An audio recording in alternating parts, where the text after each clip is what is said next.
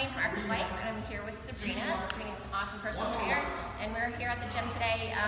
Today we're continuing on with our squat challenge, and we thought we'd show you some variations. So we're going to show you a variation of your squat just to make it interesting.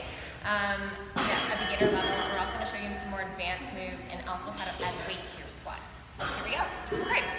So Dr. Pauline over here has showed you guys how to do the regular squat, also how to modify if you're not quite at that level of full range of motion.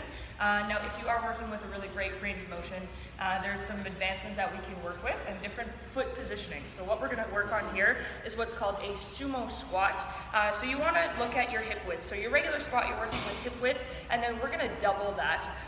And then from there, you're going to take a 45-degree angle with your toes. Okay, so from here, as you're lowering into your squat, you want to make sure that your knees are following the angle of your toes. Okay, so as you start to lower down, you will feel a really, really big stretch through the adductors or the inner thighs. What's most important at the bottom part of that range of motion is your knee is stacked over top of your knee.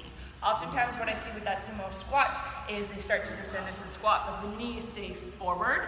In this case, you are putting a ton of unwanted traction on the knees, so let's make sure we're opening up, so using the outside of those glutes to draw the knees out nice and wide. So this is called a sumo squat. It does require some level of flexibility through hamstrings, groin and adductors inside there. So just really make sure you do focus on knee alignment. So sometimes putting a mirror in front is going to help you just to make sure that those knees are drawn out. Okay? Or a partner. Or a partner.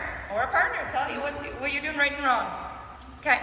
If you want to advance from that, there's different ways to add a weight into the mix. So again, with that sumo stance, you can work with a kettlebell with the weight below your waist, okay? So benefits of using a kettlebell below the waist is you can go nice and heavy. Your arms aren't doing a whole lot, they're just hanging on to that weight.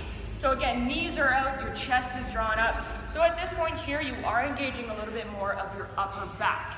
If you want to advance again from that, what we can do is take that kettlebell, flip it upside down, you'll slightly rest it onto the chest, and now your upper body is engaged a lot more.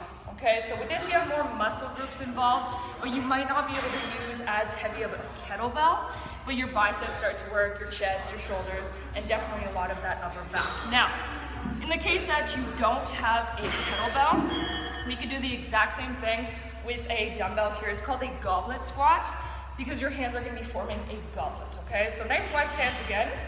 Hold that dumbbell in nice and close. You're just wrapping your fingers around that dumbbell. So your palms are underneath holding it, fingers are on top. Again, if you don't have a heavy dumbbell and you're still looking to use a lot of weight, you can use two dumbbells, okay? The way you're gonna rack these guys, bring them right up. You can do them facing you. So same thing, you're staying upright, going deep into that squat, or you can rest them fully on the shoulders, okay?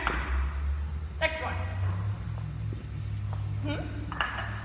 Okay, the next one here is going to change the muscle groups just a little bit. So this one's called a sissy squat. So you're going to get those heels elevated on something. You can use whatever you want. You can create your own little step. And from here, nice narrow stance. Again, you're staying as upright as you can.